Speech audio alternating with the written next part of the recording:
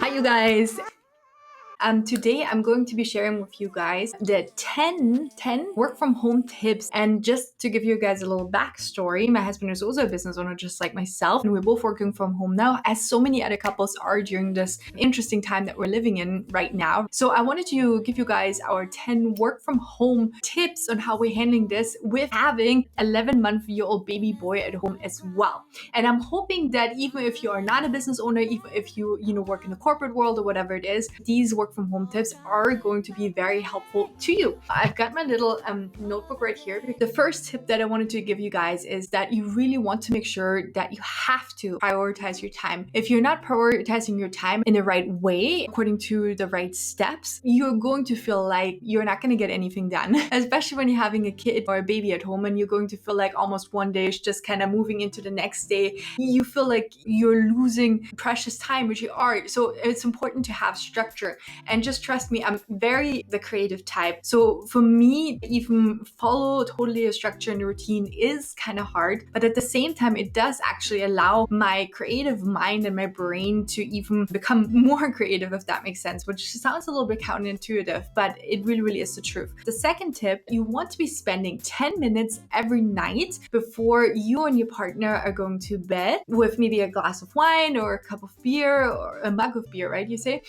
or whatever it is, and spend the 10 minutes each night talking to each other and running through how the next day is going to look like. So you're almost like visualizing what the next day is going to look like. You're talking about it. You're sharing not every detail about each other's jobs or work because there's no time for that, but you're sharing kind of the most important things that you're going to be focusing on, where you might need your partner's help with, and so on, where you have to tag team, how the schedule looks like, when you or your partner is going to take care of your kid, and when you and your partner is having maybe important calls or whatever it is. So that's very important and has made such a huge difference. I cannot even tell you how much, because every time when you, for instance, when we're not doing this, then the next day, most of the time turning into some sort of chaos. So we want to be very conscientious and also visualize already the schedule and how the next day is going to run. Then the tip number 3 I have, when your baby or your kids are napping, and I am fully aware there's obviously stuff that's going to happen. You are caring for another human being with their own mind, their own emotions and feelings.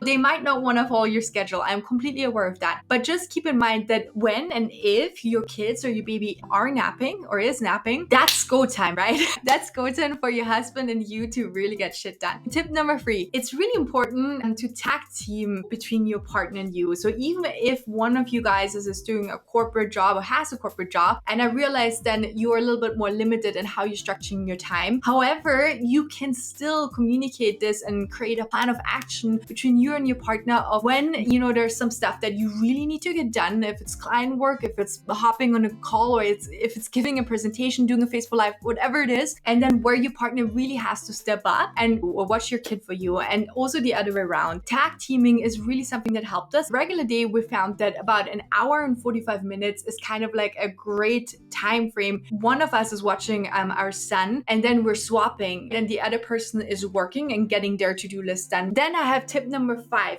Before I had kids, I was this kind of person who had this long list of to-do execution lists, I swear, because I'm like a really type A, I'm a ambitious person, I love to get things done. Now I realized to really set the expectations differently, because you want to really hit your expectations to continuously keep up, that trust and the belief in yourself that you can actually achieve things. That's like part of our, of course, human psychology, probably a different video. What I do right now is only have one thing in my mind, only one thing that I have in my mind that I want to get done that day that is going to move the needle in my business forward. That really helps you to, reorganize your brain to be so focused on really the essentials. So that's one of the things that I really loved about becoming a parent, because before that, it was so easy to just kind of like spend your time maybe scrolling social media. And yes, I'm still doing that too on some occasions, but I'm trying to get better at that. An important thing is that you just keep one thing in mind. You're not telling yourself you have like 10 things on your execution or to-do list. You just have one thing on there. And if you're getting this one thing done, man, you killed it that day, okay? Number 6, plan each week ahead on Sunday. It's again about planning. It's about communication. It's about really making sure that there's no misunderstanding and that each of like the team players, right? Because you and your partner team are clear on what needs to get done that week. And so we love to plan the week ahead on Sunday, and also,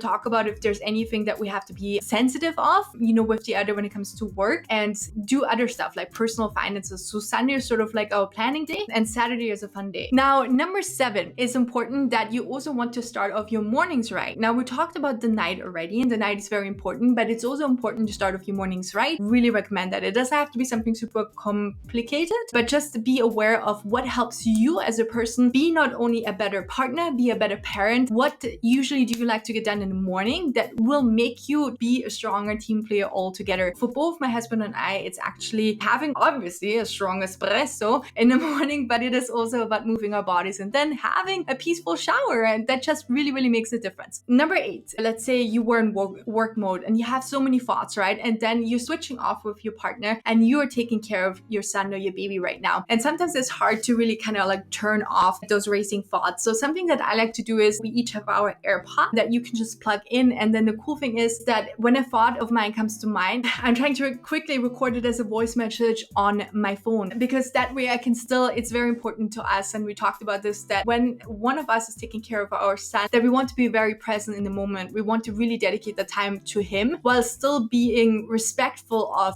our own needs. And we're trying to harmonize those. It doesn't work for everyone, of course. And I realize if your parenting style is different, but it works for us. Like saying when we're still kind of on it from like the work session, or we have to listen to a webinar, to a training, to whatever it is, then I also put on the AirPods and I listen to like the training while playing with my son actively and looking at him and showing him that I am there. So it kind of gives us just a little bit of more time to multitask during these kind of times to really even get more done in terms of like our professional life. So that might be like a little tip for you as well. You can also do this when you're going for a walk. I, for instance, love when I go for a walk with my son, also listen to some sort of podcast or training to really, further evolve like in my business. So another tip that I have for you is that at night, once you put your baby to bed or your kids, and our son right now is going to bed around like 7:30 p.m. So that usually gives us like 2 hours still of work time before we have 1 hour of personal time between, my husband and I. And so that those 2 hours are amazing for like being super quiet, where we can really do, if client work needs to get done, if we have to batch create some content, anything creative where you just want peace and quiet, this is a great time to do so, and to kind of make you feel too like you're already ahead of your work schedule for the next day. So we're only, and I should say, doing this though Monday till Friday, and Saturday and Sunday we're definitely taking off. Obviously we're not like crazy workaholics.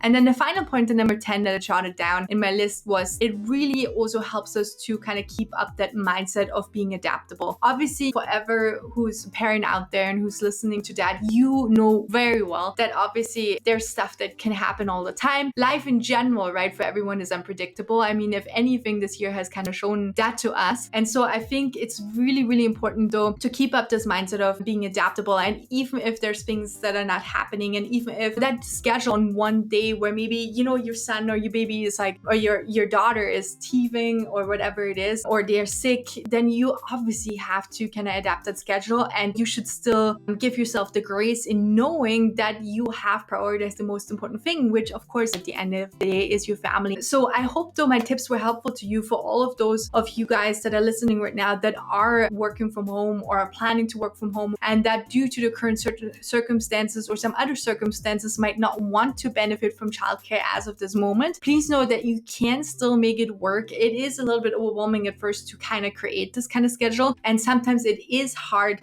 to kind of do some sort of social stuff, which we usually reserve for the weekends for us. So if you're setting your priorities right, and if you're knowing what makes you feel fulfilled, and also overall a better, like I said before, parent and team player and so on, then I can really only recommend for you to kind of put something like this in place. Follow some of the tips that I shared with you. If you also and your husband are working from home right now, or have maybe during the last few months, and there's something that's really worked for you, please let me know either on social media, tag me under Cornelia Pauline, drop a comment down below, help everyone else that's listening to this video out, because there's always stuff that we can improve. Thank you so much again, of course, for listening to this video. I hope you found it helpful. Don't forget to hit that subscribe button, give it a thumbs up if you liked all my tips. And then of course, if you have any other questions regarding any of the things that I shared with you, drop a comment down below as well. And I'll see you in the next video. Bye.